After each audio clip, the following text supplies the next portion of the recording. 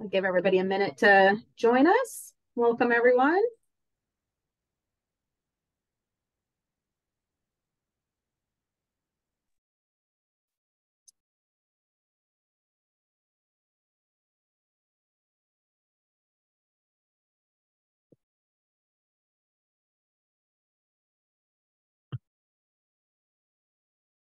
All right, we'll go ahead and get started. So welcome everyone to Preservation North Carolina Shelter Series. I'm Julianne Patterson and I'm PNC's Outreach Manager. The Shelter Series is free virtual programming we started during the pandemic to connect with preservationists across the state on a whole variety of topics. Today will be a different kind of shelter series, so I hope you wore comfortable shoes for all the walking we're about to do. I will remind you though that this is a webinar, which basically means that we can't see or hear you, but the benefit of being live is that we can still interact through questions at the end. So please ask questions at any time using the Q&A box at the bottom of your Zoom screen, and I'll moderate all questions at the end, unless it's something that pertains to what's on screen, in which case I might interrupt Richard and ask him. And if you're having technical issues at any time, please go ahead and stick that in the chat box, and I'll do my best to help you. So today's presentation takes us on a walking tour of Big Chair Lofts in Thomasville, aptly named because you can stay comfy in your own big chair at home while we tour and learn more about this adaptive reuse that was nearly demolished in 2015. Our tour guide today is Richard Angino, a historic building fanatic, a recent past board member of PNC, and a fixture of many of our conference sessions on affordable housing and historic preservation tax credits. Richard formed Third Wave Housing in 2006, but he's been involved in all aspects of the development process and using historic tax credits and workforce housing with properties since the 1980s. So with that, I'm going to hand it off to Richard and we'll get started.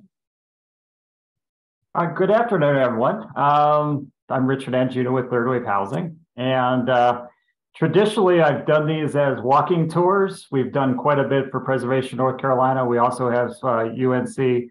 We've done some student tours of our properties. We love to get people into the buildings because you get a flavor of it. At the same time, we understand everybody can't come to Thomasville and take the tour itself, so we're going to do it in a video format. This is actually the Big Chair that's downtown Thomasville. Anytime you come here, this is kind of the, for those who are not familiar with North Carolina and our format, we have Winston-Salem and Greensboro market itself.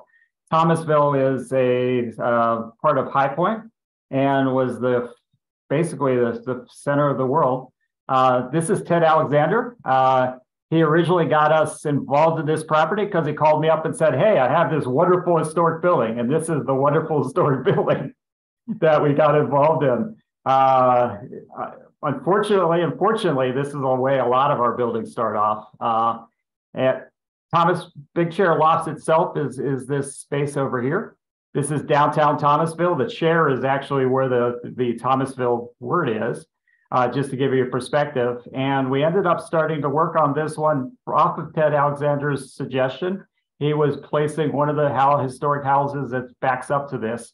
And we went and visited with the city, and the city basically told us that they had been working on this mill for the last 4 years and are doing environmental reports right now related to it, and that they were in the midst of basically, they were going to tear it down and put a police station on the location. This is actually the police station they ended up building.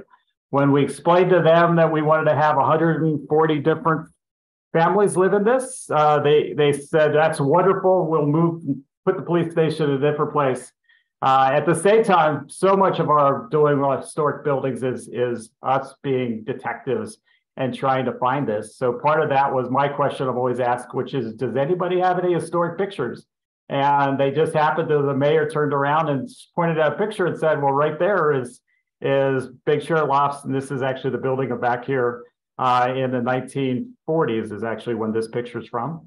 So we ended up starting to collect things. As I was mentioning before we got started on this, so much of us doing historic properties is us trying to collect artifacts and pictures of these things. And this is actually the building in the 1940s.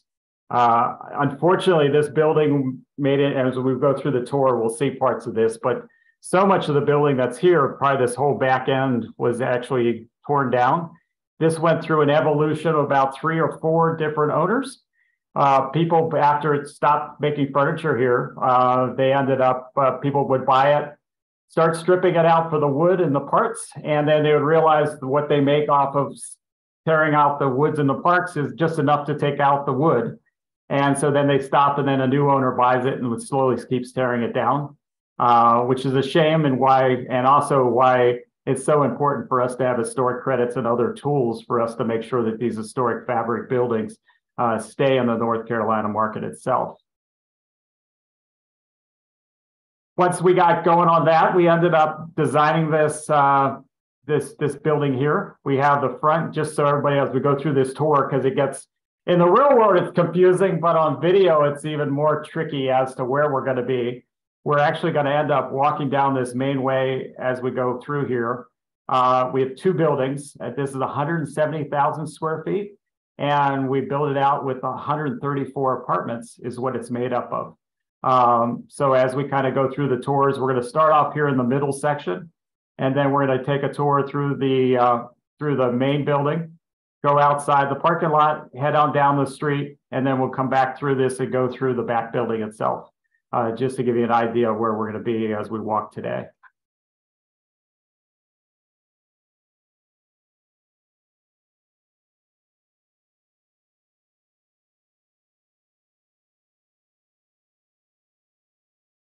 And here we are. This is Big Chair Lofts on the right-hand side, and the caretakers or the office is actually on the left-hand side. The picture that's just up shows what the building looked like when we took it over. It's a wood building. It's, from our understanding, the only North Carolina done wooden mill. Most mills are brick. A lot of people from Google Earth and everything else thought this was a brick building. And actually on the left-hand side here, you'll see there was asphalt shingle that was given the impersonation of brick that was covering the building, but underneath was a wood frame. And I used to say wood siding, but in reality, we really just had a wood frame. And in reality, in a lot of places, we had nothing holding up this building. This is a view of the main entrance that we have now and what it looked like when we originally started working on it. Just to give you perspective, the scale of this is 170,000 square feet. That duct that you're seeing there, that gives you a perspective of how big those are. Everything is people size and bigger, even though it gets kind of blended in with the building itself. This is our water tower, which is part of the fire system itself. I'm always asked as we do the tours, and so I answer the question just off the fact is yes, we kept the water tower, and yes, we never thought about tearing the water tower down. We actually turned it into this grilling pavilion so that our folks who live in our community can use it as an amenity and stay out of the sun and the rain. And as we start walking, we're going to do a lap of the north building. You get an idea of the perspective of this one. Probably every 2 windows is a unit within the building itself, just to give you a perspective of what we're looking at. As we walk by, you'll also see that we have some of the ductwork is still up on the building. This was part of the dust collection system that the building had. This was just to give people, as we walk around here, a bit of history. This is Plant L. It was built in 1901 and then was burned down in 1911. And as part of that, it was rebuilt quickly. And that's the mill that you're looking at right now. And it evolved. And actually, this section we're looking at right now is from the 1940s. It evolved for about 40 years. And then it kind of came to an end and sat vacant for about 30 years. This was filmed about a month ago. The daylilies that are right below us here in this picture, this is the lovely picture of how we started off and what it looked like. But all these daylilies that are on the bottom part of this screen are all going to be yellow probably another week or so, which is I'm looking forward to getting out there and seeing that. As we kind of walk around, this is our north entrance for for folks who live within it. It's a 3-story building. And as we kind of walk up this sidewalk, we're going to be coming to part of everything where the cars are used to be building. And as they kept demoing it and selling it for parts, this lower section was actually already demoed out and all the wood was taken out. We call this the Outdoor Activity Center. It's a place for folks to get together that's outside of the rain and gives people a place for the kids to play. In that sense, here's a picture of what it looked like when we first started. So you can tell we had a lot of vision on these things. And a lot of times when I do historic buildings, it's me telling stories. And in Thomasville, we actually had a funny story because as I was giving one of the presentations related to this, as to what we were going to do at Thomasville, I had one of the city council members started chuckling. And I finally stopped and I asked him what he's chuckling about. And he basically said, I love the vision, but I can't see how you're ever going to do this in Thomasville. And he's been one of our firmest supporters related to this. As you can see, the water tower is up above the building itself. We always get that question, which is, are you going to keep, you do have enough water pressure there at the site? We have almost too much water pressure. And then also you can see here the picture, this is, we keep a lot of the ductwork and other stuff because as my partner in this transaction put it, this is kind of the jewelry that gives this a historic feeling itself. The big building that's right here in the middle is actually 3 apartments that we've converted, but that was the dust collection system. And then we're actually going to go in here. This is our main lobby. This is a blend. This is actually an interesting space. On the right-hand side, that office and that wood there, we'll come back to that later on, but just put that in your mind as to what that looks like. This is a 2-story space. It used to be a basement and a 2nd story that we ended up removing the floor. This is actually between the 2 buildings. So this is a transition that allows us to get from one building to the other building. Also, as we walk through this, you'll see this wonderful steelwork here in the middle. This was done by a local steel artist, actually. We had to structurally keep those beams supported. And we ended up finding an artist who could actually make it pretty and at the same time be a structural benefit.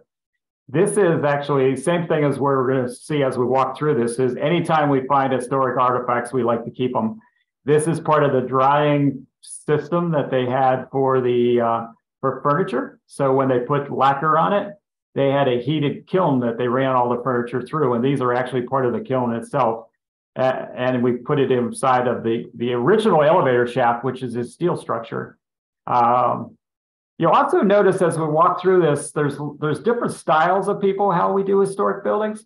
We like to clean it up, take the paint off, make everything safe for residential units, but then also not make it look perfect. As you walk through some buildings like American Tobacco and some others where they've really sandblasted everything and take it back to original wood, we like to keep the paint. It's kind of like a beat up bomber jacket feel. And that's the way we like to do historic buildings. At the same time, as we walk around here, you're going to see more of this wonderful steelwork for the structural. We're going to be going from here across this bridge. This is actually, we have 2 different floor heights, and this is our transition to be able to go from one floor, which is the 2nd floor, to the 2nd floor that's a little higher, which is in this building itself. This is us heading down the hall. As you can tell, we have lots of folks who live here who like to bring their own character to the buildings itself, and we actually love that. Is a perfect example of this is this small section here. A couple of the folks who live here have actually made this into some small community space, even though this is our hallway as we walk through this.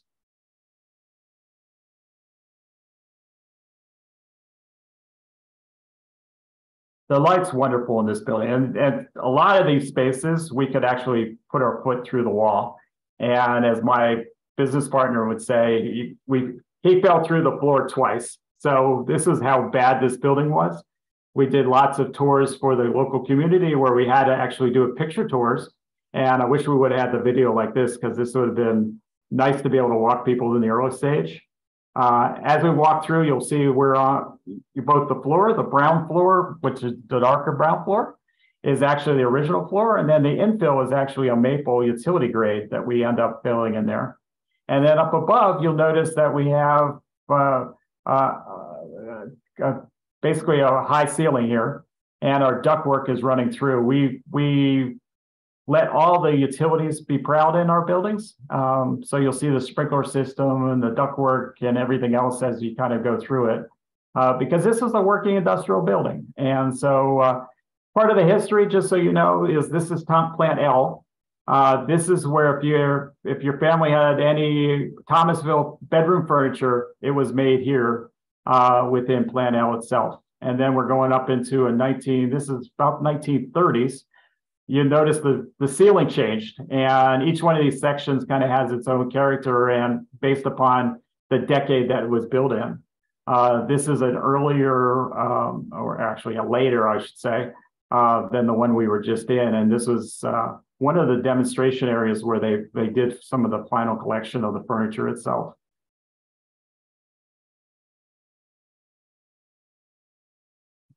We have 2 elevators. We're very proud that the whole building is accessible to everybody. And then as we kind of look out here, you can see the outdoor activity center across the way there. And that's where we went through we walked around and worked on that side. This is the cemetery that's, as some people say, our quiet neighbors. And we'll be walking down that way, but that gives you perspective of where we are within the building itself. And as we go down the hall, or actually the stairs, this is one of the tracks. We had about 600 feet of this track. What would happen is as they've had the furniture was completed, it would go onto a conveyor belt that ran the length of one of the buildings. And it would end up getting, going through and getting the finishes put on it. It would end up getting boxed. And then it would end up taking this and go to that elevator that I pointed out earlier. This track would get them there, and then it would be put on the trucks at that point for it to come out to everyone else so that they can experience it in their own bedrooms. This is us walking back down the similar direction, but this is the first floor. You get an idea. Every floor has a different feel. This is lower ceilings. And some people like really high loft units. Some people like more intimate feeling. Our units range from 1 and 2 bedroom units, and they size-wise I think our smallest is about 800 square feet, and our largest are about 1,100 or 1,200 square feet. And this is us leaving the door. This is actually us reusing parts of it. This is forklift pads. So basically, what happens in a lot of these mills, forklifts and machinery, once they started adding that to these buildings, would actually wear through the wood floors. And we had steel plate that was throughout the building for the forklifts to run on. As part of that, Rehab Builders and A.D. Belk's team and us came up with innovative places to use this. This is actually the enclosures for those units. That the hallway we just walked down is actually units that have their own patios and they have their own entrances. So they have a very creative ways. We have 27 different units types. So we have 27 different kitchens, and it gives people a ton of different thoughts as to what they want to do. This is actually us being over in the cemetery.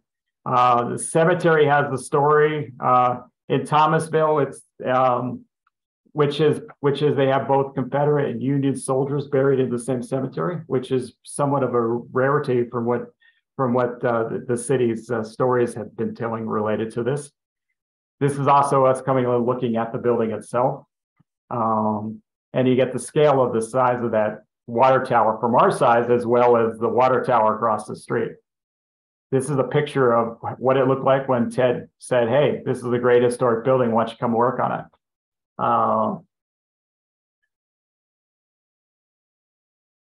This end we'll be walking around right now was our biggest puzzle as we were working on it and removing the asphalt shingles, the fake brick, as we kind of said. We ended up uncovering a section that was actually the German lap siding, which was actually the wood siding that originally was on the building, or I should say was on it when it was covered up with asphalt. this, and I'll come back to this story as we make a turn here. This is actually Thomasville's main entertainment center. The farmers market is up here on the right-hand side. There is an amphitheater on the left-hand side where they do a lot of festivals and other events in their downtown. The Big Chair is right behind the water tower. The Big Chair is half a block away from there. So we are in the core downtown of Thomasville itself. And then, like any place, we have the train is half a block away from us. And then this is a view of what it looked like when we originally took over the property itself. As part of that was this picture here. This was slowed us up for about 6 months. This is a small section of German lap siding, which we ended up going through about a 6-month process with the Park Service and SHPO, going back and forth as to replicating the wood that was underneath this asphalt shingle itself, and ended up having a compromise where we'd put the wood up back on this section, and then we used the same profile on the rest of the buildings, but it's actually a fiber cement product itself. 99.9% of people can't tell the difference between the two. And in reality, there's a reason why the asphalt shingles was put up was actually when we uncovered it, we ended up putting the new wood siding up because none of the stuff was able to be a sealing process itself and keeping water out of the units. So we ended up replacing it with wood, which lasted about 3 years. And it ended up tweaking. We ended up having to replace a decent amount of pieces of it with the same wood to make sure that we stay in compliance with it. But it also showed just the differences in changes in materials related to this. As we walk down this building, some of you will probably be saying to yourself, what's the story with those windows? And we had series of pictures from the period of time that this was a production mill, and those windows are actually were actually the style that was there. So we ended up replicating the exact same as the pictures we've seen. You'll also see we have some of the doors, and this is one of the videos that we show that it gave us even more documentation related to those window styles.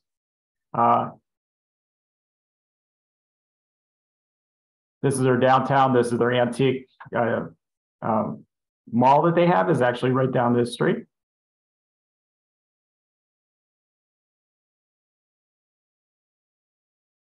And then we're going to end up going back into the entrance the same way we had started this tour. I started telling the story about these doors. These are actually windows. You'll see as we walk around the building that there's various places where we basically, inside a unit, we make a door or a garage door into windows, which is one of the fun things. At the same time, I would just notice that over the top of this is actually the water tower. And that I actually did that. That's actually, to give you a perspective of the size of the water tower, that circle is 16 feet across. So it is a big, big piece of architectural history that's there. At the same time, we light it up and kind of show that this is Big Chair Lofts. Our goal from the beginning, this is a workforce housing property. Our goal from the beginning was for us to replicate what would be downtown Winston-Salem historic rehab, but do it in downtown Thomasville. And we're very proud that we were able to do that. As we start looking around here, here's a good point to stop. This is all the wood from that one section that we were able to siding, we were actually able to save that was in good enough condition to be used as siding whatsoever. So we ended up covering the manager's office with the historic wood that was from the end itself. At the same time, I always have to remind people this is a great historic building. It's also home to 139 families. And so as part of that, we tried to build in as many amenities as we could for our folks who live there. This is our fitness room.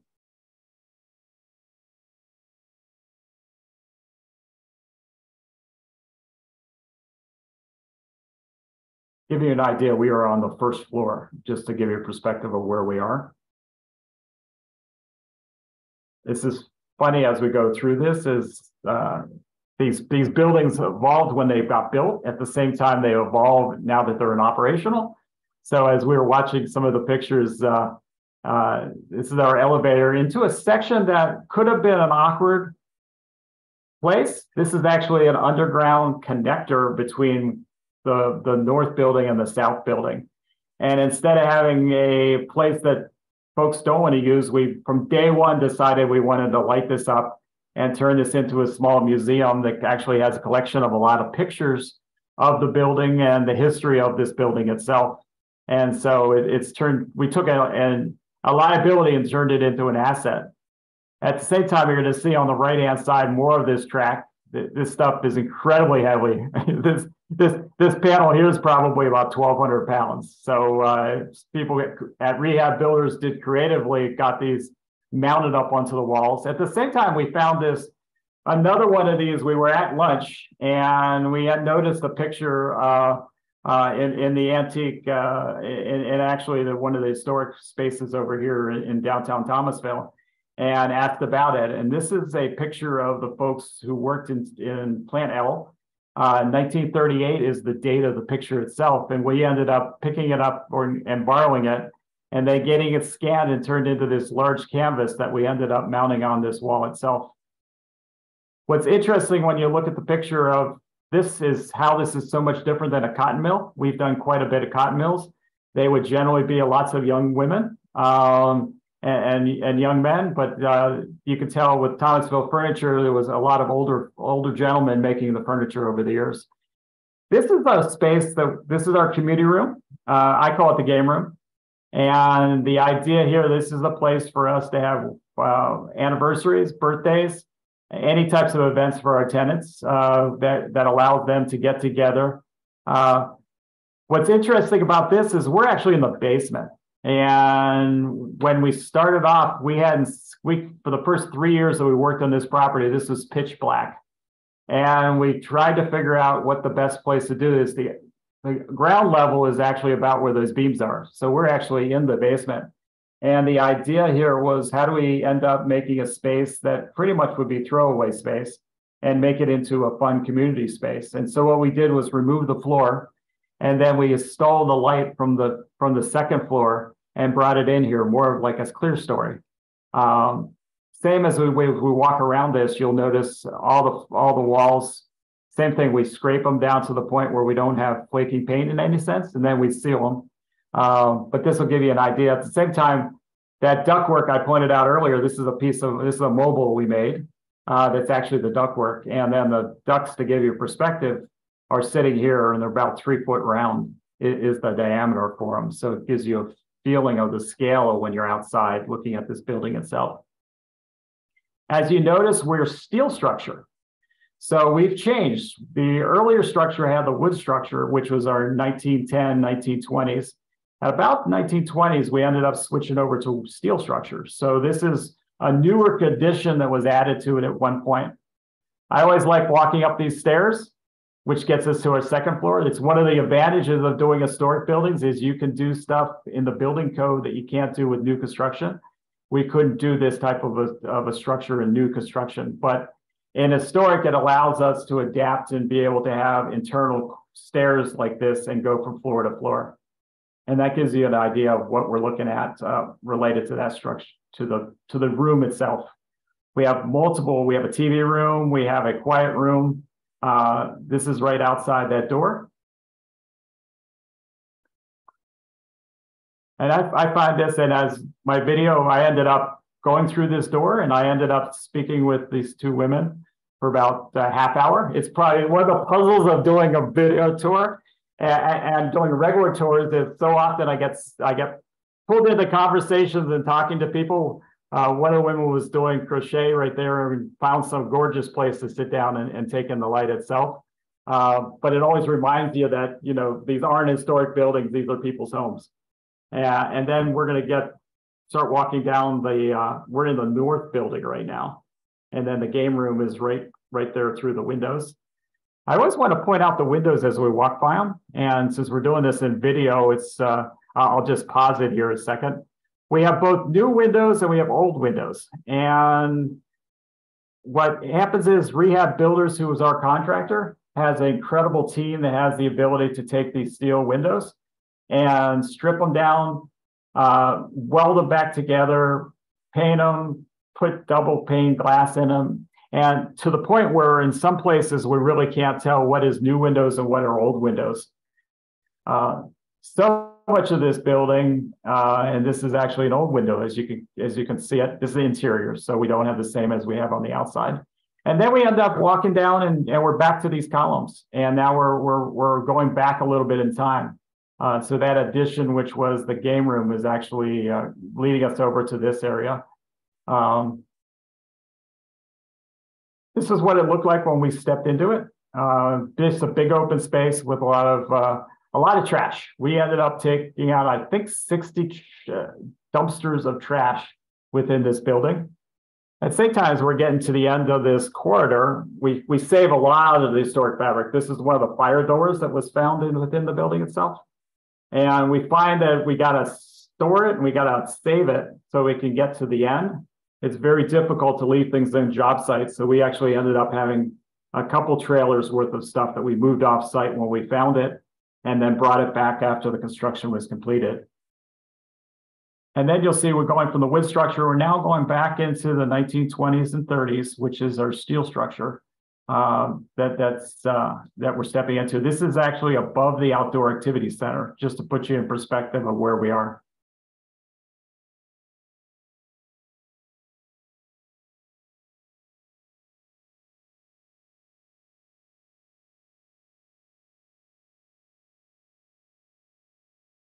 Mills like this are incredibly efficient. Once we get the building itself to the temperature, that it's just, which is a natural kind of 70 degrees, 68 degrees. It's incredible how these buildings hold. We do all the units to Energy Star ratings already, but at the same time, the buildings are very, very efficient.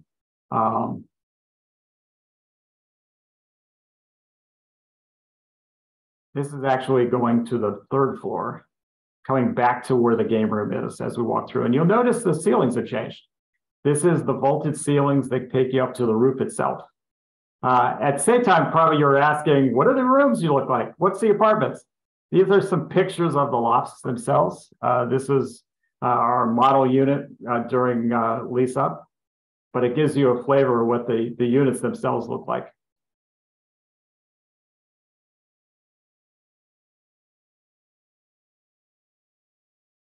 You could tell all the floors pine is actually all the maple.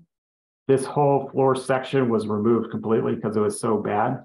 So we had to fix the structure. Basically, what we do when we're doing the construction on these is we remove rot till we get to the point where something's solid, and then we build it back from there. And this building had a ton of rot that we had to work through. Another one of our fire doors. And then the same thing as us collecting things over here on the middle of the picture, but we're going to walk over to it, is actually the cog system that the track that I had shown earlier was used with. And then at the same time, behind this red fire door is that those units I was showing you where the dust collection units were. These are the track system that actually had those on. And then we walk into, this is our study hall. We feel it's important for us to have places that have TVs and entertainment. There's also places where families or kids or adults can go to and read a book, do work on the computer, and kind of have a place to escape from their unit and escape from the loud noise of some of the other community spaces. And that was this one. This is a place where we really would like to start to doing some mentoring programs and some other stuff with Thomasville School District. And then we're basically came down the stairs and we're back into the second floor of looking down on the community space itself. This is usually where I end up finishing our tour. We can do some questions here. We're almost to the end, and then you get an idea of there is the water tower and how big it is. At the same time, as we start working on these properties, we have a certain amount of history. And then as we finish up the buildings, we end up with more. This is a collection of pictures that one of the folks who came to our grand opening said he had a bunch of the Thomasville furniture pictures. And we ended up scanning these and adding these to our historic center that is part of our the first flue kind of pass through. But it's just kind of fun to see some of the old pictures related to Thomasville itself. So are these pictures, Richard, are they in that museum that you included and kind of like that walkthrough between the two buildings? Yes, yes. Oh, cool. Yeah, that was fun. We actually went through, let me pause this here.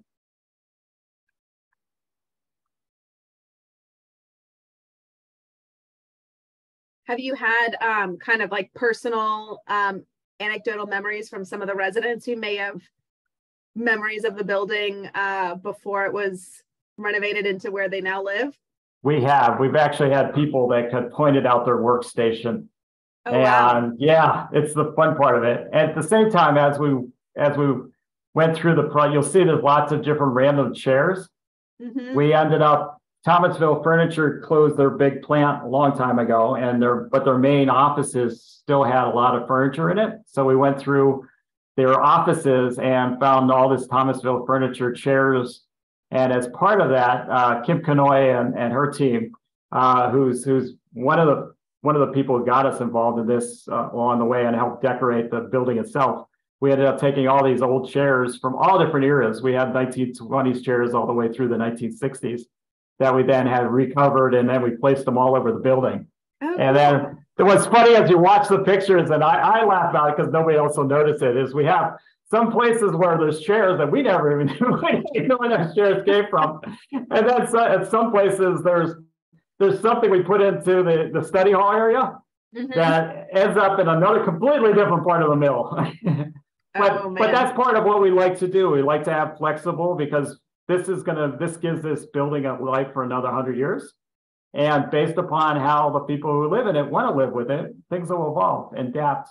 The same as what happened when these were mills. We actually had we started joking about it at one point with Eddie Belk's team, which is Andy, because we literally think that some of the people who built bedroom furniture built some of this mill. Because we would get into some of the construction areas and we'd look at a roof section and we're like, nobody who builds houses or buildings would have built it like this. But we literally think that they ended up taking some people off the production line and said, hey, we need an extra space. Why don't you guys build us another wing for over the next couple of months? And then they build it, because some of the places made no sense in the construction side. So it was kind of fun as we learned. At the same time, the preparation to do this, it took us about 4 years from when we started before we started construction. The construction itself took about 16 months. And literally the construction period, it goes by like that. As soon as you get started, it's done. And I continue to take pictures and kind of document as much as we can, just because it's a kind of a fleeting moment that we have during construction. And then we add that as pictures that we have on all the hallways. So our normal tour, as part of it, is actually looking at all the pictures of the areas that we're in, and then kind of explaining, the history of this and how we ended up evolving these areas to what they are in the final presentation side of it. So if the construction is really only 16 months, but it's part of that larger process, talk about what are some of the other processes that do take a lot of time to put together a project like this? Well, I have to say I think we had 30 different public meetings.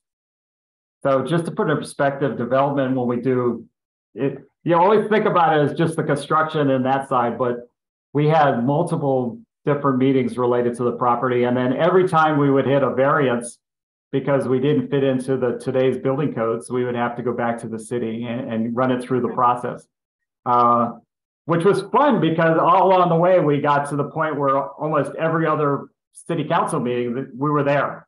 And so everybody was just like, okay, what are you back for on this time? And then we would explain, here's why we want to do it. The town has been incredibly amount of support with this.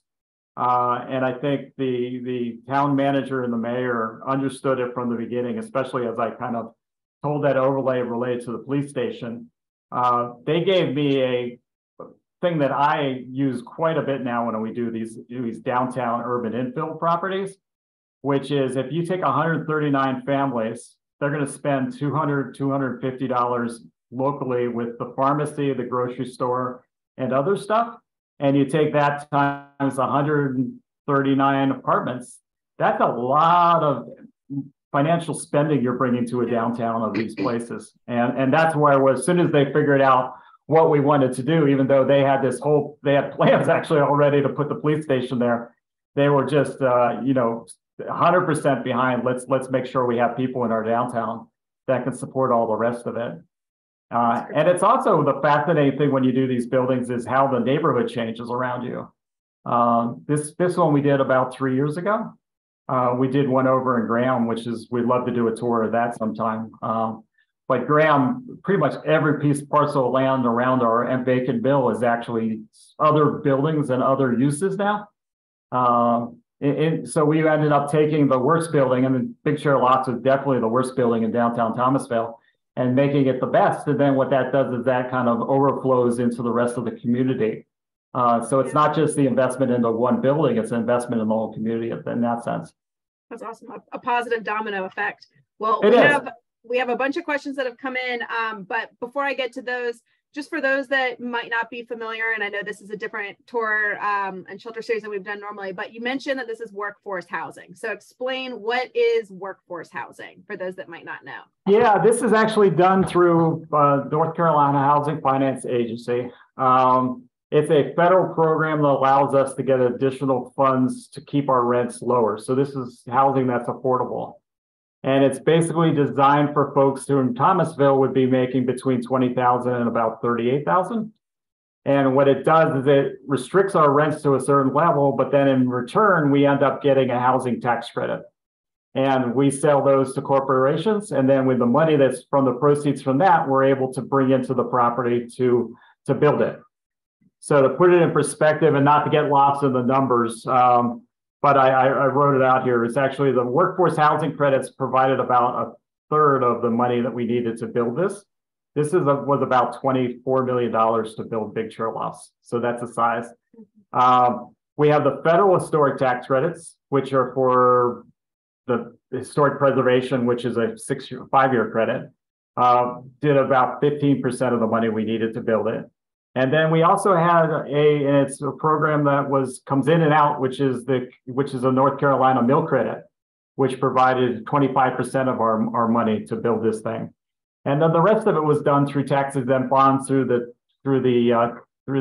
town of Thomasville, which supported that, as well as some tax abatements and some other things that allowed us to make a downtown Winston-Salem loft complex in Thomasville.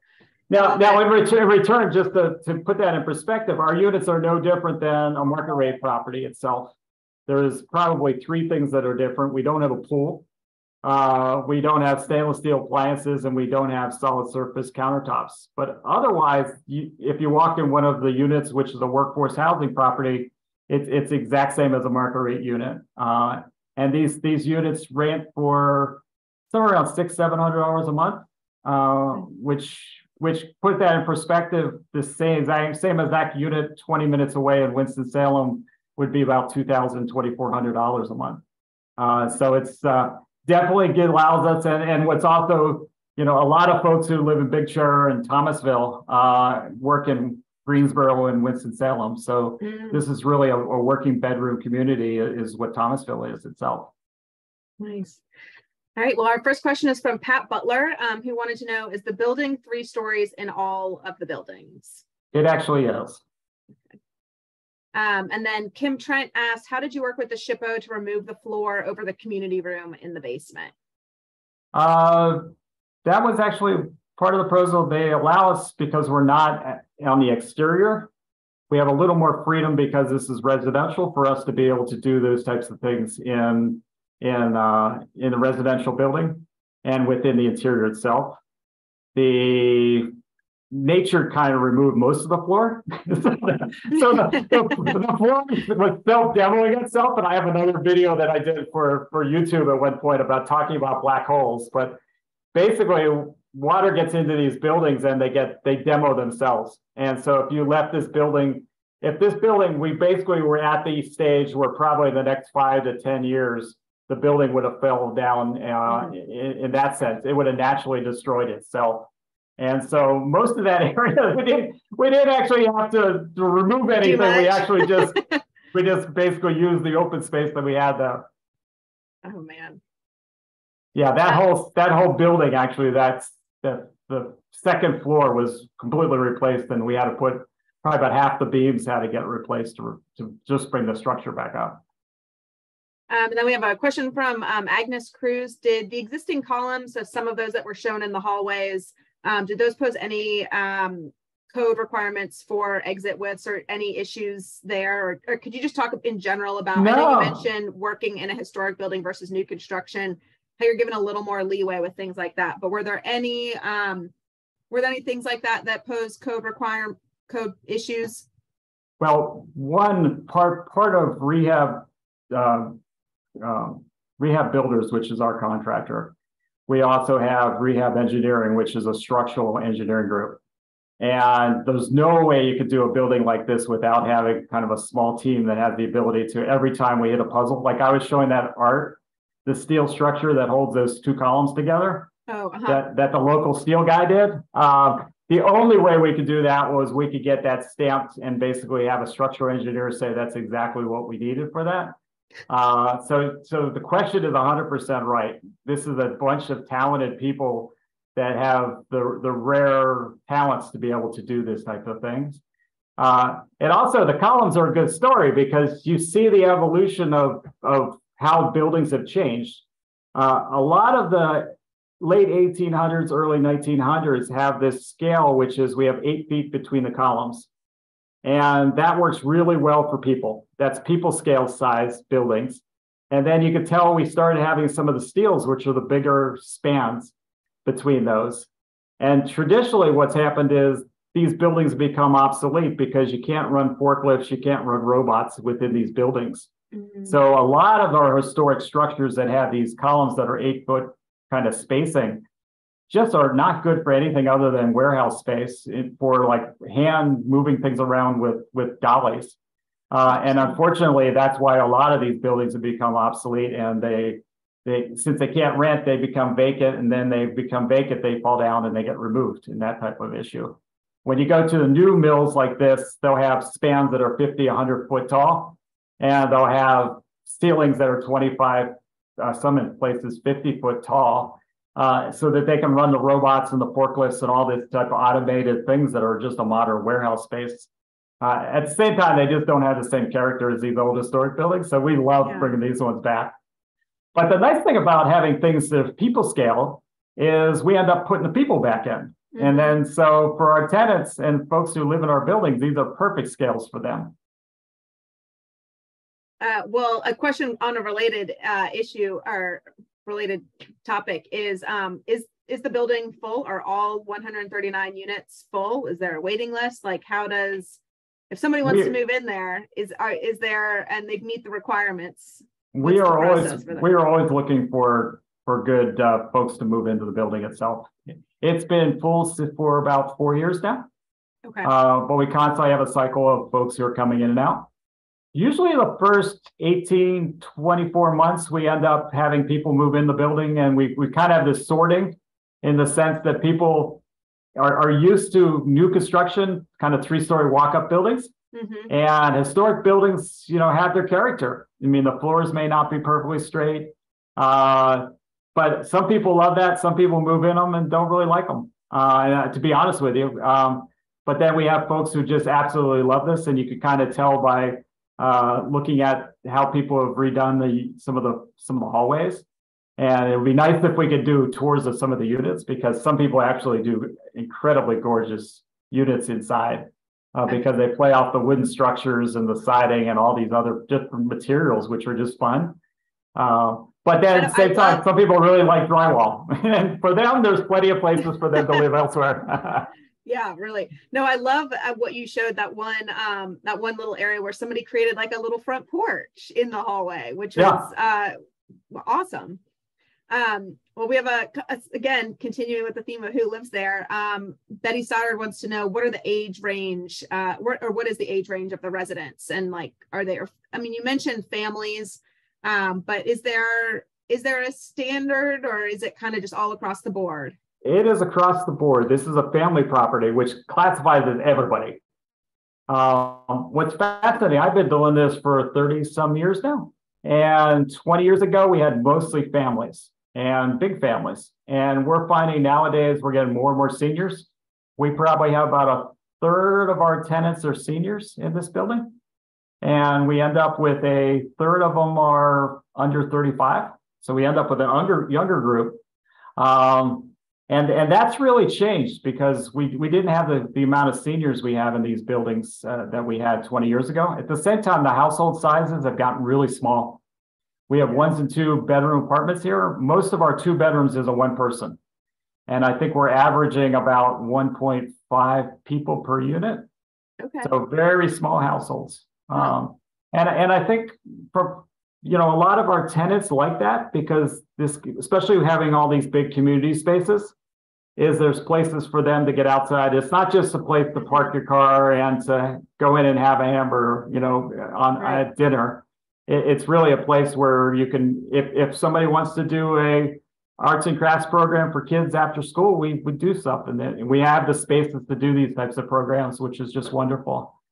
At the same time, we were talking about, how we changed communities, that caretakers in kind of the office building when we first started the tour. As we did this, we had a art space group that took that over. And that's actually a whole bunch of North Carolina and arts, handcrafts and that type of stuff is sold there from Blythe and her team, which has been a nice addition to our neighborhood. Yeah. And we'll probably still have some more additions around our neighborhood itself. Cool. Yeah, just continue that domino effect. Exactly. So another question is, I thought NCHFA, so I'm assuming that's the North Carolina Housing Finance Agency, would not approve buildings near railroad tracks. How did you get this approved? Good point. It's been an issue that Preservation North Carolina and us have all been pushing, because the workforce housing program does not want you to be near railroad tracks. And so much of our core downtowns of North Carolina are built around the railroads. Mm-hmm. And it's just part of the character. They've continued to not allow us to be close to the railroads unless it's a commuter rail, which is one of the modern ones. But if you do a bond transaction, you don't have to meet that rule. So the only way you can do buildings like this in these core downtowns is to do a bond transaction. Interesting. Yeah. Hopefully people are taking notes. Whenever anybody has a chance to lobby on that one, tell them we really need to do that, because what's fascinating is so much of our state government is trying to put money into these downtowns, and NCHFA's programs are really trying to push us towards doing suburban properties out by the Walmart as opposed to these downtown core areas. And we've also struggled. With the program they have right now, is very difficult to do any historic properties within their program. So it's more of a new construction program. So it's great when we can do these types of buildings and use those tools. Well, my closing question is going to be kind of a combination. We got another question from Betty Stoddard, who wants to know your background. And she asked another question earlier, wanting to know what projects you're working on. But I'm going to elaborate on her question because I know you do also do new construction, but you are a self-proclaimed historic building fanatic. So knowing that you do both, what do you love about doing these projects, and what are you working on right now? Well, that's a really good point. We are running out of land in North Carolina, which is hard to say because 20 years ago, I've been doing this for 35 years now. And I started off first 20 years on the money side. So I raised money for these types of transactions. And then I've spent the last 15 years on the development side. But as part of that, we do programs both. We do new construction. We do 3-story walk-ups, which is which is probably half of our business. The other half is doing historic buildings. What we've been really moving on is we're running out of historic buildings too, because it's very difficult to get anything on the National Register of Historic Places anymore. So unless it was on the register 10 years ago, mills like this, we can't get on the register anymore. It's next to impossible, and it takes a huge amount of money and a huge amount of work in order to just get something on the register, which is unfortunate because so many of these buildings are in these downtowns, need these types of tools. But this one, we were lucky it was actually on the register as a downtown district. So we got to pull it through that. But if we had tried to pull this through the program of getting it on the study list and get it on the National Register, this one would have been turned down. Even though now when 99.9% of people walk through this and they absolutely say it's a just gorgeous historic building. So it's one of those things we need to fix. It's my own little soapbox. But at the same time, we are working on Gibsonville Mill right now, which is right on the railroad in downtown Gibsonville. It's a one city block that we're doing, which is a combination of loft apartments and a commercial spacing, which we call Gibsonville Square, which will be markets and coffee shops and a lot of other ways. Same thing, we've traditionally worked in not the metros, we worked in the secondary and third tier cities. And so we find going down to these downtowns that are kind of as I was talking about human scale, you know, these are developer scale that I can change. We could change the world, as opposed to if we did Big Chair Lofts in Charlotte or one of these other big metros, we wouldn't change much. But when we change these downtowns, we do a huge amount of community redevelopment related to it, and they're just fun to do. At the same time, Gibsonville Mill, we're into our 6th or 7th year of trying to get it on the National Register of Historic Places, and so we're removing brick on 700 feet of the front facade, just to show you what it takes nowadays. We're removing 700 feet of brick from the front facade so that we can show that the historic fabric is still underneath the facade. And once that's completed, then we'll be on the National Register of Historic Places, and we're really looking forward to bringing that one back because that's an 1880s mill. Which is really fun. At the same time, the lights are on in it and the floors are all there. So it's going to be absolutely gorgeous when we get to that stage.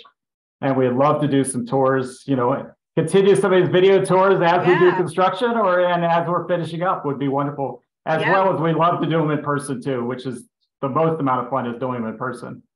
Well, we'll have to get another video tour on the schedule for sure. But a quick question, what's easier to remove, real brick or asphalt brick? The siding. It seems like there's a theme. It seems like there's a theme. The funny thing about the asphalt brick is at one point we had to research whether we could actually buy those shingles that look like brick. And there's actually somebody who still makes those. So at one point we were going to have to cover the building, and it shows how these evolve and we worked through your process.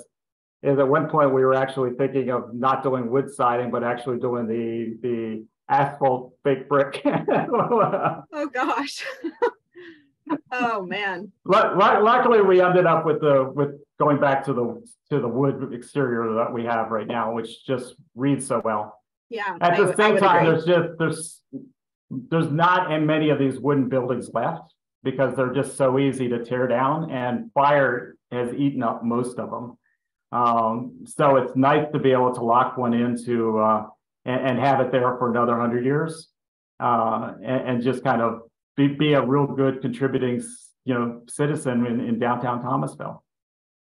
Cool. Well, thank you so much, Richard. This has been great, and I love a good walking tour where I can stay seated the whole time. But I think we'll definitely have to take you up on the offer of some in-person tours as well. So we'll share that with everybody. But I have a couple housekeeping closing notes today, including a request for everybody. Check back to our Shelter Series calendar next week. We're getting ready to put a lot more monthly presentations up onto the schedule. So our next one is going to be June 27th on dendrochronology. But there'll be one every month going forward. But then my final note is also to just say a note of gratitude for those that added a donation to your registration today, your support, either through your registration or your membership with PNC helps us accomplish all of the educational programming and preservation work we do around the state and keeps presentations like this free. So a thank you to those that added a donation today. And then finally, if there's a topic you'd like to see on a future presentation or maybe a virtual tour of another building, please let me know. You can email me at jpatterson@presnc.org, or you can reply to your Eventbrite registration today. So again, thank you. Thank you, Richard. I think you disappeared for a moment, but thank you so much for joining us, and thank you everyone else for joining us this afternoon. Take care.